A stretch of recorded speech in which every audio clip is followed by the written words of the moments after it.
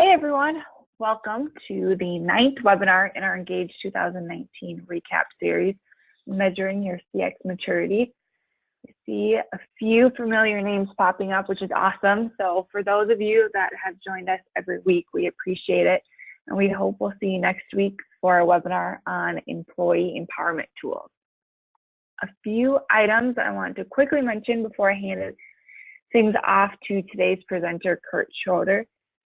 We encourage you to ask questions and interact with us during today's webinar. So you can submit any questions or raise your hand in the GoToWebinar panel, and we will get through as many as we can throughout today's presentation. And lastly, we are recording this webinar and we'll be sharing it with everyone. So look for an email in your inbox later today from marketing@avtex.com. So with that, I will hand over to Kurt to start things off.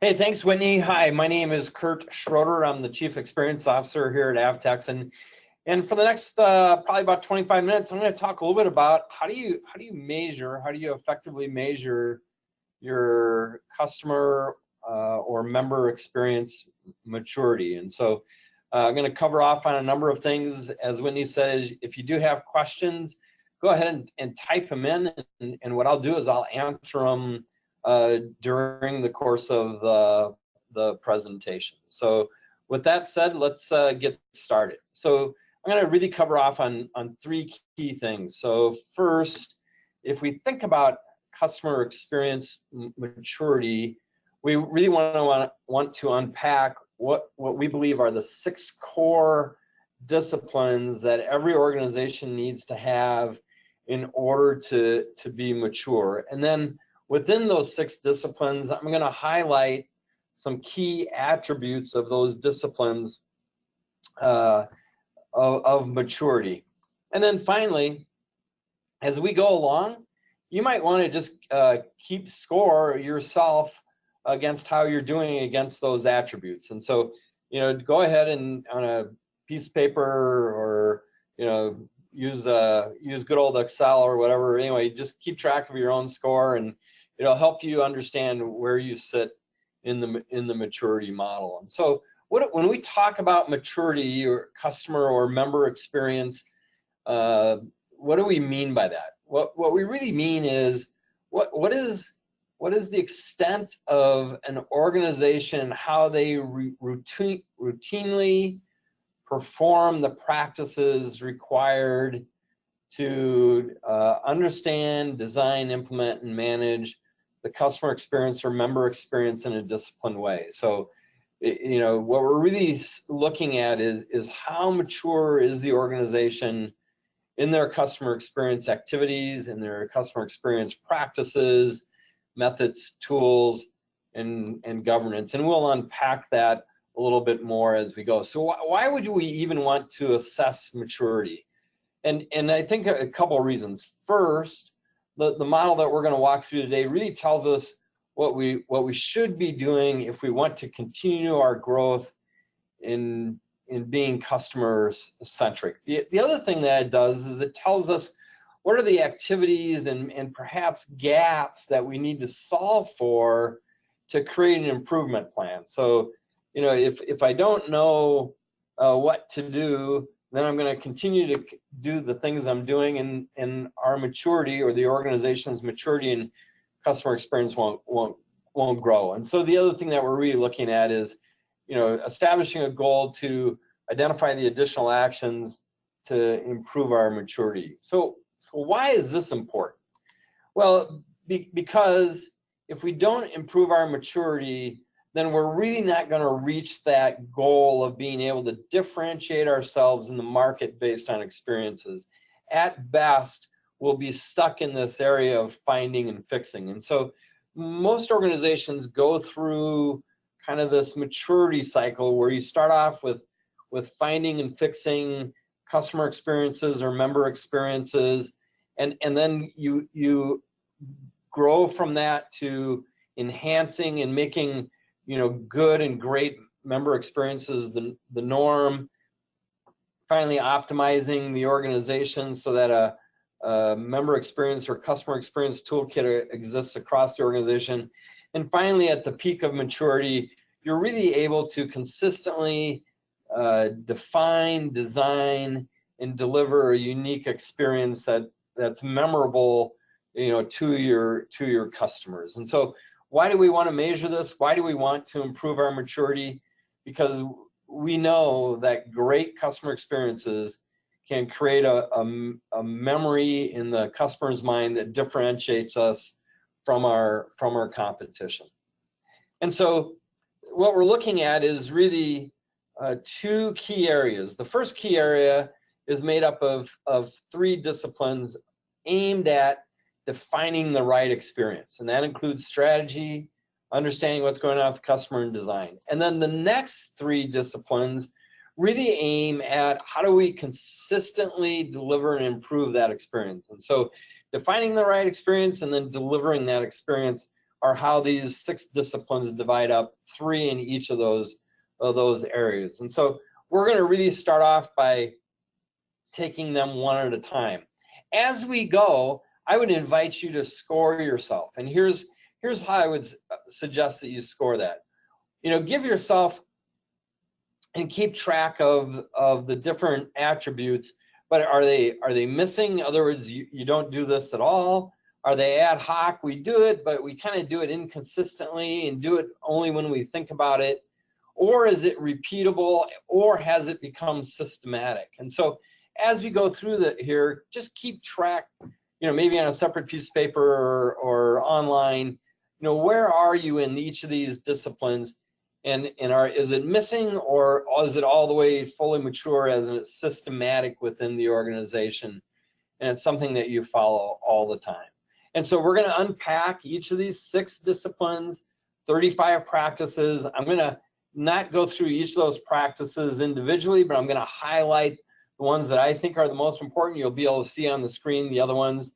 And then there's a key at the bottom where it reminds you, how to score yourself. So the first discipline is really around strategy. And what that includes is a couple things. One, has the intended experience on a broad basis, has that been defined? And what we like to refer to it as is what is the North Star? And so I'm a sailor. Used to actually have a sailboat down in the British Virgin Islands until Hurricane Irma decided I didn't need it anymore. But as we know, from early days of sailing, people used to be able to navigate by the stars. If they knew where the North Star was, if they knew how to find the North Star and knew where it was, they could navigate to a destination. And that's really the analogy that we want to provide everyone that has either contact or is supporting someone that has contact with delivering the customer experience. At any given time, they should understand, how do I want to render this experience to this customer based on the North Star? And that North Star really provides a guide for all the customer interactions and delivering that experience. And so that becomes very important.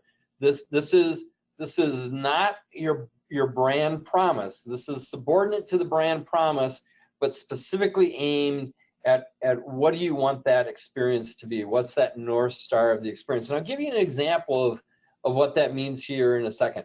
The other attributes that are included in strategy is, does that North Star align with the overall organizational strategy? Does it align with the brand? And is it shared with all employees very broadly? And so those are the other attributes that we need to keep in mind as we think about the discipline of strategy and what maturity looks like. And so those that are highly mature have a North Star. It's shared across the organization.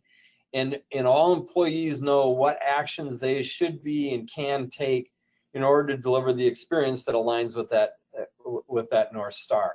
So let's unpack that North Star idea just a little bit more so we can understand it. So here's 3 brands: Edward Jones, Schwab, and Vanguard. And we all know that they're all in the personal finance, financial planning space. But they all played a very different segment.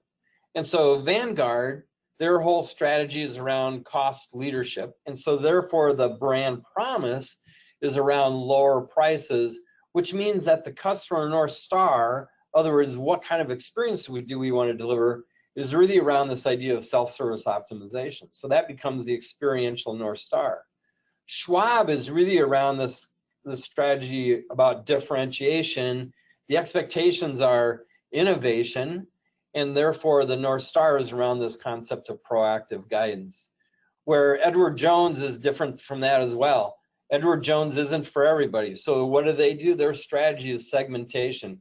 We don't necessarily want, or they don't necessarily want every single customer. They want the customers that fit into their model. And so the expectations of the brand is really around fit. And because of that, the expectations are around fit, the North Star for experience is around tailored intimacy. So you can see that these North Stars can be very specific and directive towards any employee who is rendering an experience. If I work for Edward Jones, I know what tailored experience means, and I know what that means in terms of how I interact and what kind of experience I deliver to our customers. So hopefully that was helpful in connecting strategy, brand, and what the North Star means. Moving on to discipline number 2, we really want to talk about customer insight.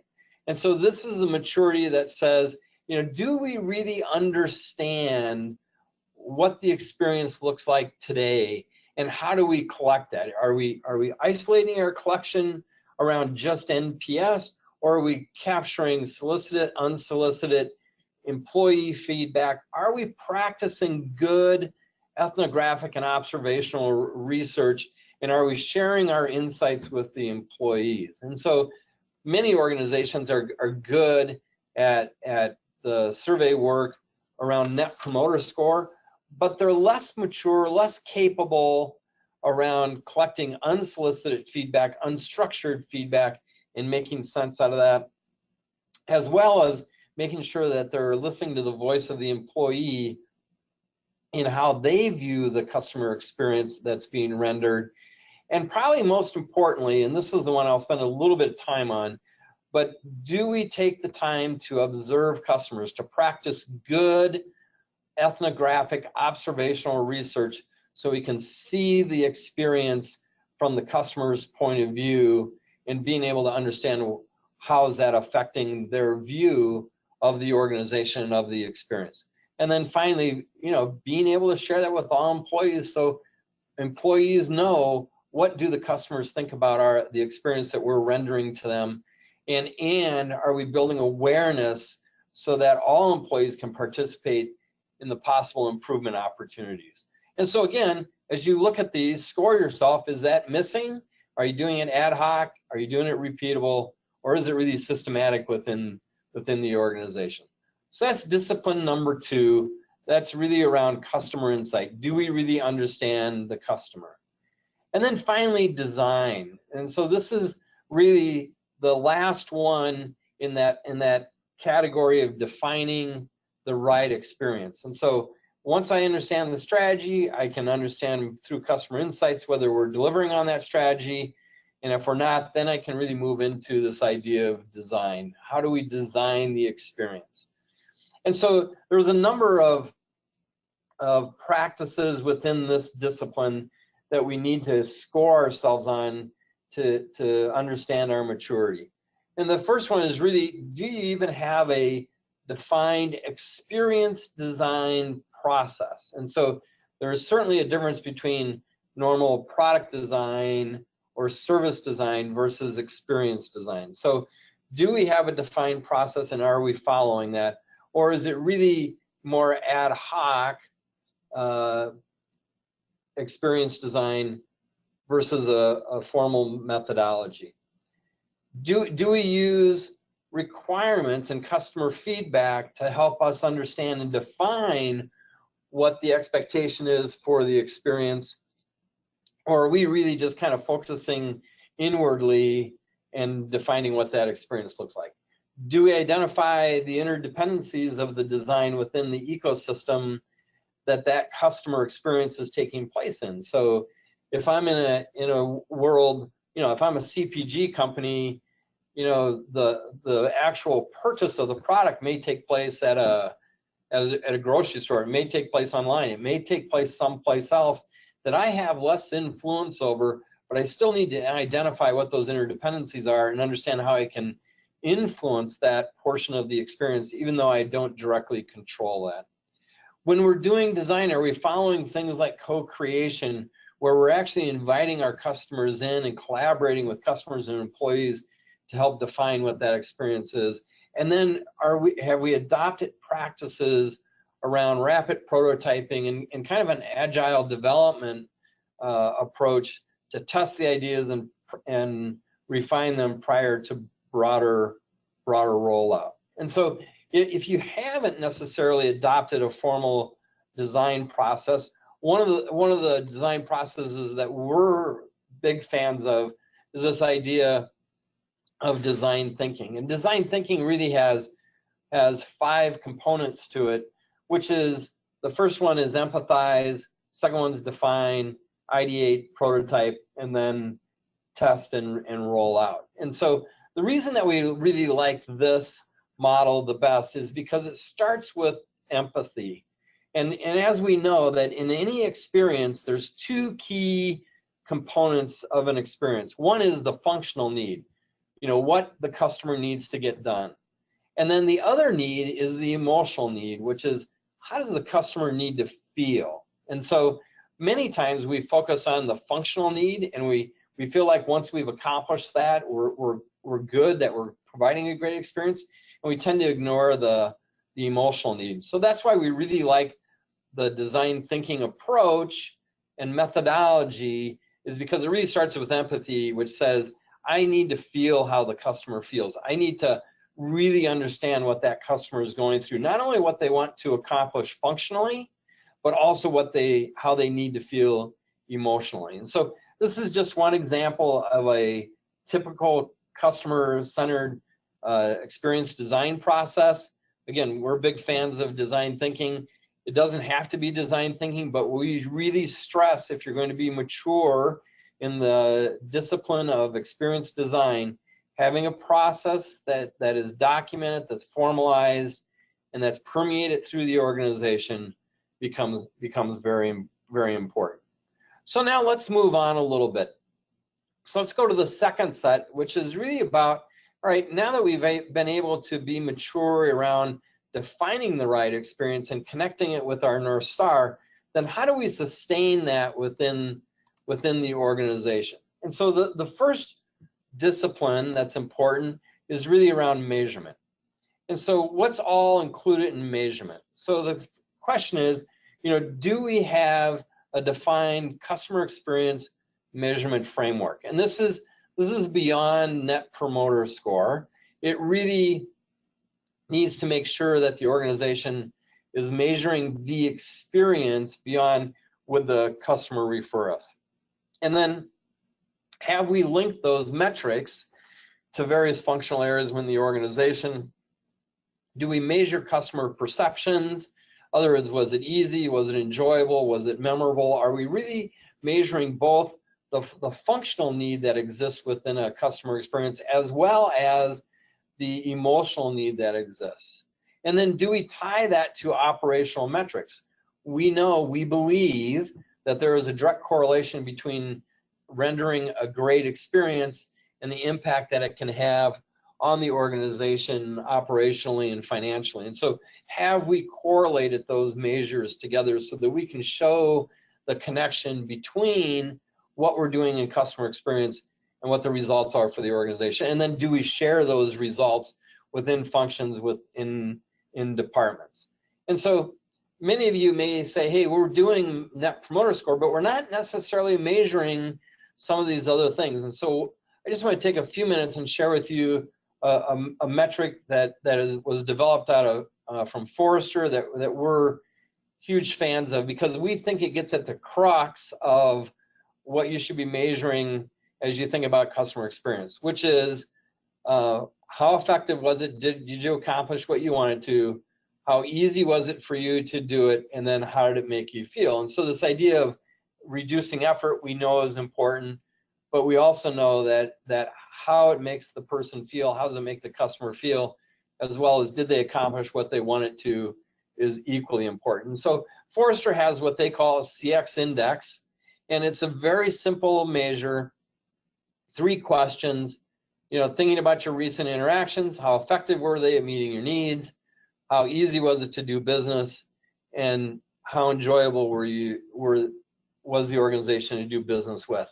A very simple metric, and what we know from the research that Forrester has done is when the customer experience index score is high, it'll drive your net promoter score. And so if you're already doing net promoter score, if that's the gold standard within the organization, but you're a little bit squishy on how do we really drive improvement in net promoter score, then what I would advocate is to come alongside net promoter score with the CX index, because now you can attach this directly to specific interactions that the customer is having and see, oh, we're meeting their needs, but it's not easy for them and we're not making them feel good. Or, we're meeting their needs, it was easy for them to do, but they're not enjoying the experience, it's not memorable for them. So it helps you concentrate your improvement efforts on the experience as well. So that's the 4th area. The 5th area is around governance. And so we see many organizations really struggling with being mature in governance, and which now it says, hey, is this a discipline in the organization, and can we sustain it as a discipline in the organization? So do we have a consistent set of CX standards? Are we aligning our funding and prioritization decisions based on the improvement of the customer experience, or is this really kind of something we do on the side and if we have time for? Are we making decisions based on the impact to the customer experience? One of the things that we advocate for is two little tricks that will really help us along. One is, taking your journey maps, printing them out in large, 3x5, 4x6 poster size, putting them up on the walls in the conference rooms. So as you're having discussions about changes in policy, changes in process, changes in technology, customer-facing technology, that you have the journey maps in front of you where you can go up and say, hey, how is this going to affect the experience? And so those decisions are really being taken into consideration against the backdrop of the customer experience. And so there's little things that the organization can do to make sure that on a consistent basis, you're making decisions that are taking into account the customer experience. And then, is there a portfolio of customer experience improvement projects, and is that being managed? Is it being reviewed and reported on a quarterly basis, just like any other improvement portfolio of projects? In a previous life, I was a Six Sigma black belt, and within that area, if you've gone through Six Sigma training and if you worked in an environment that uses Six Sigma, there's always a portfolio of projects that are going to need to be done and applied Six Sigma to. So we're suggesting the same thing here, that is specific to governance. There's a couple other areas in governance that we also need to review. We talked about metrics, and so are those reviewed and adjusted on a regular basis, and are they really cultivated throughout the organization? Is there a CX management role, and that management role has accountability, authority at an executive level to help drive the activities and tasks and drive CX throughout the organization? Are employees being measured against some of those CX metrics to drive home the importance of it? Is there coordination and responsibility across groups? And then are we proactively adjusting to changes, whether that's social, industry, consumer changes, regulatory changes? Are we adjusting the experience based on that? So within the discipline of governance, we have several practices that need to be put in play. And then finally, the last discipline that we want to talk about is really around culture. And so culture is key in sustaining your overall CX maturity. And there are several areas that we look for here. One is just starting at the beginning. Are we actually screening candidates for the CX values, for the CX North Star strategy that we put in place? And then we're also screening candidates for CX skills. Have they participated in journey mapping sessions? Do they have journey mapping skills? Have they participated in the design and execution of gathering customer insight? Are they already trained and certified in design thinking and experience design? So regardless of the functional area that we're hiring them for, are we looking for those kinds of skills and competencies? And then more broadly, is CX compartmentalized and it's a group of 2 or 3 people in a department, or are we also looking at how to train on CX competencies as well? And then finally, are we also communicating the importance of that on a regular basis and celebrating wins when we've made improvements to the customer experience? Do we share those success stories, and are we rewarding CX excellence both formally and informally? And so that really helps drive the overall culture and creating a culture of customer experience and customer centricity. And so those are the 7 core practices within the discipline of culture. And so I just want to close with a couple quick thoughts. These are a couple quotes one's from Gandhi, one's from Jeff Bezos, and it really talks about the importance of making sure that, you know, our focus is on that customer and is on that experience. And the only way that we're going to be able to sustain that ongoing is to be mature in the disciplines that we laid out today. And so that maturity is really around, do we have a strategy? Do we understand what the experience looks like today? And can we, on a regular basis, observe that experience? Have we formalized our customer experience design capability? Are we measuring it on a regular basis? Do we have the appropriate governance in place to sustain it? And then finally, has our culture evolved to be focused on CX as well? So I want to thank you for your time. This presentation will be available online, and so you'll be able to get not only the recorded session, but access to the slide deck as well. So with that said, we're bumping up against our time. I would just want to thank you all for your attendance and your participation. Thank you for the questions that were sent out. And then finally, as Whitney talked about before, next week, Thursday at 10:30, we're continuing our CX Engaged webinar series with a discussion around employee empowerment tools. And so what does employee empowerment tools have to do with CX? Well, the easier that we can make it for our employees to satisfy the functional needs of our customers, then they're freed up to spend more time really being empathetic listeners and understanding the emotional needs of the customer as well. And so there's a direct tie between reducing effort on our employees and delivering a better experience for our customers. And so please make sure that you allocate some time next Thursday, 10:30, to participate in that webinar as well. So with that said, once again, Kurt Schroeder, Chief Experience Officer at Avtex, thank you so much for your time today. I appreciate it. Have a wonderful rest of your day and have a wonderful weekend. Thank you.